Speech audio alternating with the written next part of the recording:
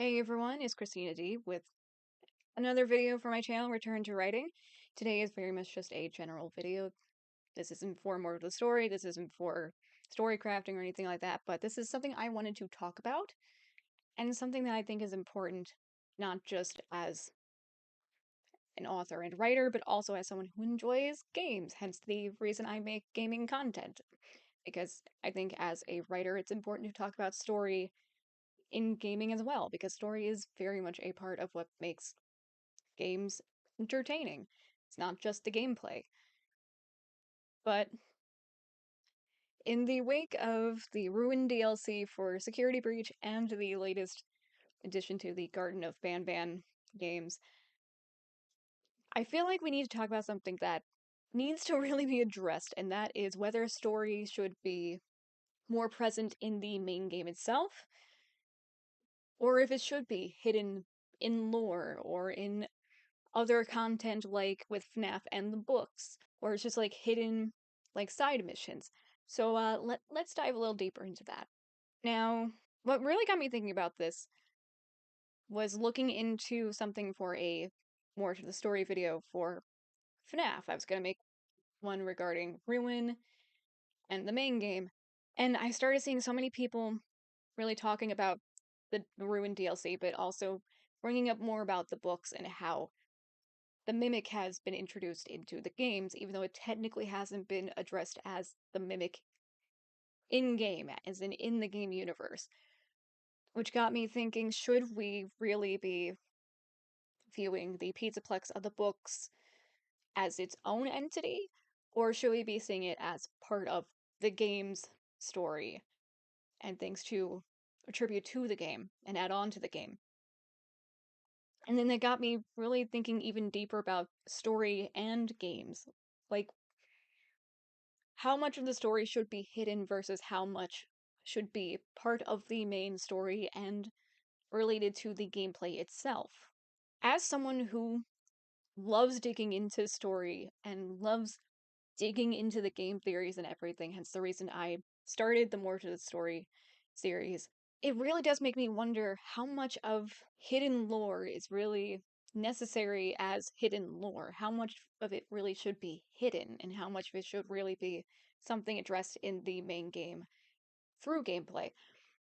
Because I feel like if more games started really incorporating the story into the gameplay, incorporating it into the main game itself, and made it easier for the player to consume, would we really need to be digging into like hidden documents and things in the game, like that are tucked away in like a closet somewhere you wouldn't even think to look, or hidden in the source files and everything, or like with FNAF, hidden in or just added into the books, where, as many FNAF theorists know, the books aren't always connected or canon to the game, so then it's a matter of figuring out which ones do fit with the main timeline and the main story of the games and which ones don't.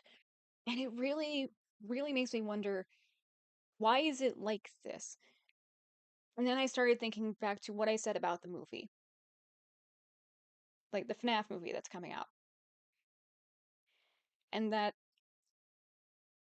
why I think they're going about the plot the way they are is for anyone who doesn't know about the franchise to consume the media. For someone who doesn't know anything about it to be like, okay, this is the story. I get this. I like this. I can't wait for there to be more added on to it. And it got me thinking of the games themselves, because most of the added story, like the haunted animatronics half, the bit about the kids being missing, that was hidden. That was hidden in the background. Like, the main story of the game was we were a security guard hired on to watch this pizzeria and deal with quirky animatronics and try to stay alive for 5 nights. And that very much was the same sort of base plot for a majority of the games up until the VR game and Security Breach. But even then, with the later games, they started incorporating more of that that extra plot line into the main story. But a lot of it still remained in the background and remained unanswered, which is why I liked Ruin a lot, because it answered a lot of those questions in game. It answered a lot of the questions we had from the main game in the DLC. Like, we can figure out what happened to Bonnie. We can figure out what happened to the pizzeria or the pizzaplex. We can technically figure out which ending is canon from the comics that Gregory drew that we can collect throughout the game if we choose to. And a lot of the questions we had in the main game are answered in this DLC, in game. And I think that's an important thing to address because a lot of games don't really like to do that anymore. And especially in the horror genre, where a lot of game theories start coming from and a lot of game theories focus on, we don't talk about that as much. We don't tend to think about whether or not it should be hidden, whether we should have to dig this deep to figure out what the story is necessarily. Like, things can be hidden in plain sight, leading to a deeper story, like with the first FNAF, or even, say, with At Dead of Night, with the video I keep meaning to make. But the first floor storeroom very much hints that Jimmy may have unintentionally stirred up these spirits with things like trying to communicate through the Ouija board, where my theory is he was probably trying to connect with his mother. And then through that started getting these angry spirits that he started protecting himself from, and Hugo was probably one of those. Because a lot of what's on the table in the first floor storeroom is something that, to some degree, is seen as a symbol of protection, like the salt, black sand, if I remember correctly. There's the symbol on the wall, which is for an entity that is regarded as a protector. There are so many different versions of symbolism for that protection that it really makes you assume he was protecting himself from something he may have unintentionally brought through with the Ouija board that is on the table, or even the spirit box that we use. It's the stuff that's hidden in plain sight that we can use as lore in game to help us solve any mysteries or questions we have about the story. I feel like that's important to have. Like, we shouldn't have to be going to some outside source or even deep into the files for the game to be like, okay, what does this and this mean? Or trying to sort of mesh together cut material from the game to figure out where the story could have gone or was supposed to go when we don't have answers. Like, even as an author myself working on multiple books, multiple stories, it's important to figure out what to make the main plot driving the story and what to sort of add as subplot, as that lore, as a little hint that these other things are happening. And with games, it's an interactive medium. We can really interact with this story and find those answers for ourselves, find what we need to know on our own.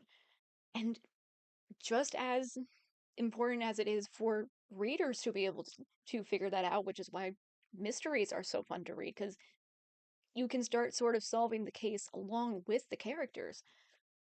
I feel like it's just as important for that story to be all there within the contents of the medium. And in this case, as far as what I'm talking about mostly in this video, is games.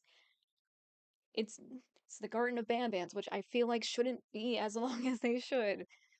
And I don't mean gameplay wise, I just mean story wise. Or how just convoluted and all over the place the FNAF timeline and story is.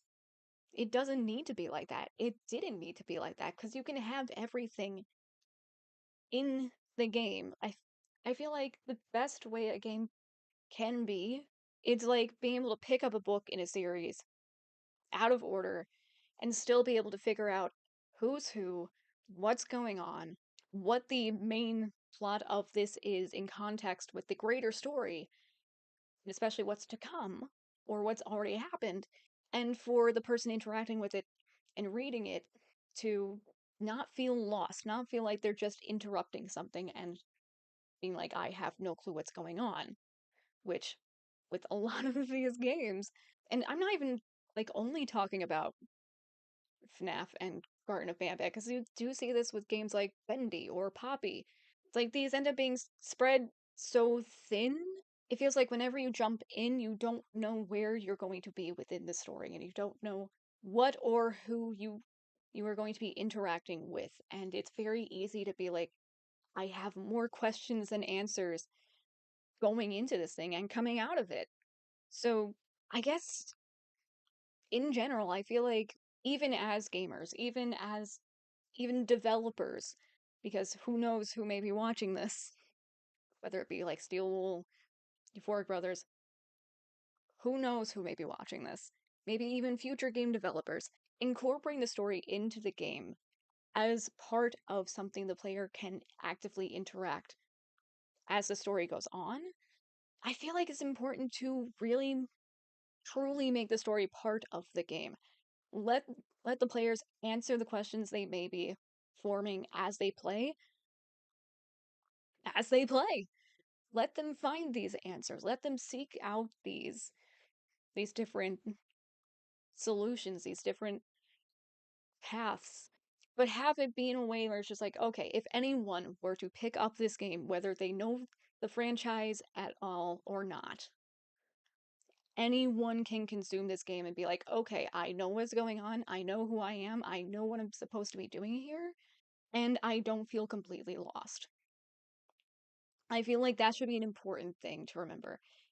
I feel like that's an important thing to focus on, and I feel like that's something we should be focusing on in general. And I feel like at this point, somehow that got lost along the way. Because with games like FNAF, even Bendy, it's like at this point, how much of the games are being made for potential new players, and how much of them are being made for the the existing fans? How much of this is stuff that's being put into the game specifically for existing fans, and how much is there for any potential new fans of the franchise? Or with Ban, how many new characters have been introduced to the point where people genuinely have been forgetting they fought Kamataki and Tamataki in game 3, and at the start of the game are confused about who's chasing them? Because I have seen so many people being like, who the hell is that? What the hell is that? Completely forgetting they literally had a boss fight with them in the previous game. Because even as game developers, you are storytellers as well. This is why I approach these videos not just as a fan of games, but as a writer, as an author. This is why I make my videos from my standpoint. Because story is just as important as the gameplay. And it should be focused on just as much. So, while this may not have been the video I intended to make, I hope you guys enjoy this video. I hope you guys stick around for more content. If you like this video, give it a thumbs up, leave a comment below on your thoughts. Because I do think this is a very interesting thing to talk about, because we've gotten so used to games being so spread out in the story that we kind of forget that games should also be something that anyone can pick up and consume and understand what's going on. So if you want to see more content like this, subscribe, and I will see you guys in the next video. Whenever that is, because I don't have a schedule.